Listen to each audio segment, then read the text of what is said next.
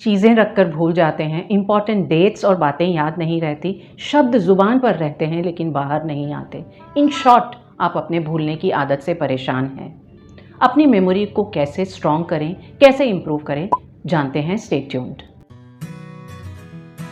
Hello all, आज हम अपनी मेमोरी को स्ट्रॉन्ग करने के बारे में जानते हैं। अपनी मेमोरी को हम दो भागों में ब्रॉडली डिवाइड कर सकते हैं, शॉर्ट टर्म मेमोरी और लॉन्ग टर्म मेमोरी। हमारी शॉर्ट टर्म मेमोरी हमारी वो मेमोरी है जो हम अपनी रोज़मर्रा की ज़िंदगी में इस्तेमाल करते हैं। अभी के अभी हमने क्या कहा, क्या सीखा, क्या सुना, क्या देखा और क्या किया, ये हमारी शॉर्ट टर्म मेमोरी बनाता है। इसकी अवधि 18 से 30 सेकेंड है, सचमुच में बहुत शॉर्ट है। जॉर्ज मिलर ने अपनी रिसर्च में इसके लिए मैजिकल नंबर ऑफ 7 दिया है। उसके हिसाब से किसी भी एक मोमेंट में हमारे दिमाग में 7 बिट्स ऑफ इंफॉर्मेशन रह सकती हैं, प्लस माइनस 2। मतलब ऑन एन एवरेज 4 से 5 चीज़ें हम अपने दिमाग में किसी भी समय रख सकते हैं। हमारी लॉन्ग टर्म मेमोरी हमारी वो मेमोरी है जो हमारे दिमाग में एक बहुत लंबे समय तक के लिए बन गई है, फॉर्म हो गई है। हमारी मेमोरी की सबसे बड़ी खासियत क्या है? हमारी मेमोरी लिमिटलेस है। चौंकिए नहीं, ऐसा माना जाता है कि 1000 लोगों में से सिर्फ एक ही व्यक्ति ऐसा होगा जिसकी मेमोरी बहुत ज़्यादा तेज होगी, या फिर एक ही व्यक्ति ऐसा होगा जिसकी मेमोरी बहुत ज़्यादा कमज़ोर होगी। बाकी 998 लोगों की मेमोरी एक ही जैसी रहेगी, लिमिटलेस। लेकिन ये लिमिट डिपेंड करती है आप अपनी मेमोरी को क्या इन्फॉर्मेशन दे रहे हैं, कौन से टूल्स इस्तेमाल कर रहे हैं और क्या एसोसिएशंस बना रहे हैं, किन चीज़ों के साथ जोड़ रहे हैं। मेमोरी की सबसे बड़ी कमज़ोरी ये इम्परफेक्ट है। किसी की भी मेमोरी परफेक्ट नहीं होती। एक फन फैक्ट यहाँ पर कि अगर आप एक इवेंट को बार बार याद करेंगे तो हर बार रिकॉल करने के साथ उस इवेंट की मेमोरी आपकी चेंज होती जाएगी। इस टॉपिक पर हम कभी और बात करेंगे। आज हम आ जाते हैं अपनी मेमोरी को इम्प्रूव कैसे करें। हमारी मेमोरी को हम अपनी संपत्ति माने, एसेट माने, और इस एसेट को हम एसेट की सहायता से इम्प्रूव कर सकते हैं। शब्द वही है लेकिन स्पेलिंग्स चेंज हो गई है। ASSAT, ए अटेंशन। जिस चीज़ को हमने अटेंशन नहीं दिया वो हमारा ब्रेन कैसे याद रखेगा। हम कई बार जो कुछ भी कर रहे हैं उस पर बिल्कुल भी ध्यान नहीं दे रहे होते। हमारे हाथ कुछ कर रहे होते हैं, ब्रेन कुछ और सोच रहा होता है, कान कुछ और सुन रहे होते हैं और मुंह से हम कुछ और कह रहे होते हैं। जब अटेंशन नहीं तो हमारी मेमोरी ही फॉर्म नहीं होगी। जो चीज़ बनी ही नहीं उसको आप रिकॉल कैसे करेंगे। अपनी चीज़ों को रख कर भूल जाने की आदत से कई लोग बहुत परेशान रहते हैं। लेकिन जब आप उन चीज़ों को रख रहे हैं, अरेंज कर रहे हैं, उस समय आप अटेंशन दें और आप देखेंगे आप याद कर पा रहे हैं कि आपने कहाँ रखा था। अटेंशन बहुत ज़रूरी है मेमोरी फॉर्म करने के लिए। एब्सेंट माइंडेड होकर के आप अपने काम ना करें। जो कुछ भी आप कर रहे हैं उस समय पूरा ध्यान दें। इसीलिए multitasking is not good for our memory. S, stress reduction. Memory का सबसे बड़ा दुश्मन है स्ट्रेस। जब हम स्ट्रेस में होते हैं हमारी बॉडी को, हमारे माइंड को खतरा फील होता है। उस समय बॉडी के रेगुलर फंक्शंस स्लो हो जाते हैं या बंद हो जाते हैं, और सिर्फ सर्वाइवल के लिए हमारी बॉडी को जिस एनर्जी की ज़रूरत है हमारी बॉडी सिर्फ वही एनर्जी इस्तेमाल कर सकती है। हमारे अंदर एड्रेनालिन और कॉर्टिसोल रश उस समय हो रहा होता है। हमारी बॉडी फाइट, फ्लाइट और फ्रीज़ के लिए तैयार हो रही होती है। यानी हम लड़ सकते हैं, दौड़ सकते हैं या वहीं जम सकते हैं। स्ट्रेस अगर छोटी मात्रा में आए, थोड़े समय के लिए आए, तो हमें कई बार डिफ़िकल्ट सिचुएशन में एनर्जाइज करता है कि हम उसको हैंडल कर सकें। लेकिन यही स्ट्रेस जब कांस्टेंट बन जाता है, लगातार होता है, क्रॉनिक बन जाता है, उस समय ये स्ट्रेस हमारी बॉडी ही नहीं हमारी मेमोरी को भी वीक करता है। क्योंकि जब बहुत ज़्यादा स्ट्रेस होता है तो हमारे ब्रेन का वो एरिया जिसे हम हिप्पोकैम्पस के नाम से जानते हैं वो सिकुड़ना शुरू हो जाता है। और हिप्पोकैम्पस हमारे ब्रेन का वो एरिया है, वो भाग है जो भाग मेमोरी बनाता है और रिकॉल करता है। जब मेरा ऑफिस ही छोटा है तो मैं बड़ा फर्नीचर या ज़्यादा फर्नीचर कैसे रख सकूंगी?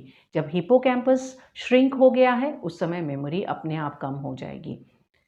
स्ट्रेस से कैसे बचा जाए? एक्सरसाइज, माइंडफुलनेस और मेडिटेशन स्ट्रेस से बचने में हमारी मदद करते हैं। आप कहेंगे फिर मैंने मेडिटेशन और एक्सरसाइज की बात करना शुरू कर दी, लेकिन रिसर्च में ये देखा गया है कि एक्सरसाइज और मेडिटेशन से जो हिप्पोकैम्पस श्रिंक हो गया है उसका साइज रिस्टोर हो जाता है। मेडिटेशन से हम सब बहुत घबराते हैं कि घंटों घंटों दिमाग खाली करके बैठना हमारे लिए संभव नहीं है, लेकिन हमारी मेमोरी को उस मेडिटेशन की ज़रूरत नहीं। हमारी मेमोरी के लिए हम 9 सेकेंड का मेडिटेशन कर सकते हैं। जब भी हमें लगे हमें स्ट्रेस है या हमें मेमोरी को बूस्ट करने की ज़रूरत है, ये मेडिटेशन हम दिन में कहीं भी कर सकते हैं। बहुत आसान है। लीज़ा जेनोवा ने ये 9 सेकेंड मेडिटेशन के बारे में बताया है। इसमें पहले 4 सेकेंड आप नाक से सांस अंदर लेंगे, गहरी सांस 1 सेकेंड के लिए होल्ड करेंगे और 4 सेकेंड में फिर आप धीरे धीरे उसको मुंह से छोड़ेंगे। चलिए हम इसकी प्रैक्टिस करते हैं। अपनी स्पाइन सीधी कर लें, कंधे चौड़े कर लें और आंखें बंद करें। आप इनहेल करेंगे नाक से 1 2 3 4, hold, exhale through your mouth 2 3 4, आंखें खोल लें। जब आप इस तरह का मेडिटेशन करते हैं आप अपने माइंड और बॉडी को ये मैसेज देते हैं कि वो सेफ़ हैं, और जब वो सेफ़ हैं तो उनकी फंक्शनिंग अपने आप बेहतर होती है। S, sleep. कई लोग ऐसा सोचते हैं कि सोना समय की बर्बादी है। अगर हम 6 दिन बहुत ज़्यादा काम करें तो 7वें दिन संडे को हम अपनी नींद रिकवर कर सकते हैं, लेकिन ये बहुत बड़ा मिथ है और ये बहुत गलत धारणा है। जब हम सो रहे होते हैं उस समय हमारी बॉडी, हमारा माइंड बहुत बिजी होते हैं, वो रिस्टोर्ड हो रहे होते हैं। उस समय हमारी ग्रोथ, हमारी रिपेयर और हमारी मेमोरी फॉर्मेशन का काम चल रहा होता है। एक दिन की नींद का नुकसान हमारे 2 दिन की मेमोरी पे इम्पैक्ट डालता है। कैसे? आज हमने जो कुछ दिन भर में किया, जो मेमोरीज़ हमें फॉर्म करनी है, जो हमने सीखा किया, वो आज रात को नींद पूरी नहीं हुई तो मेमोरी फॉर्म नहीं होंगी, और हमारी बॉडी को रेस्ट नहीं मिला तो कल हम जो कुछ भी करेंगे उस पर हम अटेंशन नहीं दे पाएंगे, तो फिर कल की मेमोरी भी प्रभावित हो जाएगी। इस तरीके से एक दिन की नींद के नुकसान से हम अपने 2 दिनों की मेमोरी का नुकसान कर लेते हैं। इसलिए नींद एक ऐसी चीज़ है जिस पे हमें बिल्कुल कॉम्प्रोमाइज़ नहीं करना चाहिए। It is a non negotiable thing in our routine. 7 से 8 घंटे की नींद बहुत ज़रूरी है। A, associations.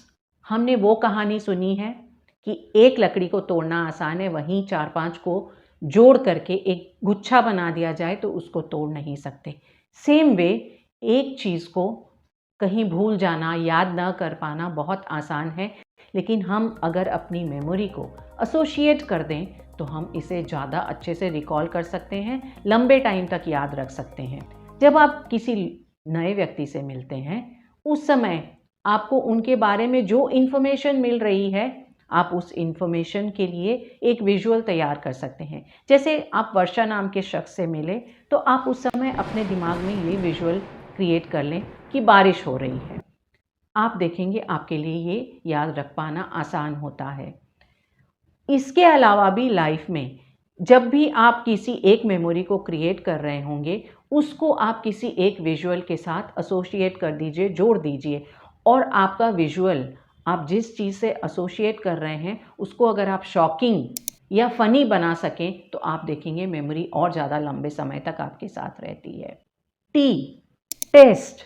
अगर हम सिर्फ याद करते जाएं और कभी ना देखें कि हमने कितना रखा है, कितना भूल गए हैं, तो ये 1 वे ट्रैफिक हो जाएगा। इसलिए बैलेंस बना के रखना बहुत ज़रूरी है। हम जो कुछ भी याद कर रहे हैं, सीख रहे हैं, मेमोरीज़ फॉर्म कर रहे हैं, उनको बार बार टेस्ट करते रहना है। उनको हम बार बार कैसे टेस्ट कर सकते हैं? रिपीटिशन से। रिपीटिशन कैसे कर सकते हैं? हमने जो कुछ सीखा उसको हम या बोल करके रिपीट करें, जैसे हमने कुछ नए शब्द सीख लिए तो उनको हम बातचीत में दोहराएं, कुछ नया सीखा उसको करके देखें। रिपीटिशन के लिए हम लिखने का तरीका भी इस्तेमाल कर सकते हैं। लिखने के लिए हमें पूरी थीसिस लिखने की ज़रूरत नहीं, सिर्फ कुछ पॉइंटर्स लिख सकते हैं। कुछ चीज़ें अगर हमें याद करनी हो उसकी चेकलिस्ट बना सकते हैं। तो testing your memory is also very important. अपनी इस इम्पॉर्टेंट महत्वपूर्ण एसेट को हम एसेट की सहायता से स्ट्रॉन्ग बना सकते हैं। Attention, stress reduction, sleep, association and test. अपनी मेमोरी को 1 to 5 के लेवल पे आप क्या स्कोर देंगे? शेयर करें, like my video, comment, subscribe to my channel and join in for my next video. Till then, it's Varsha saying bye-bye.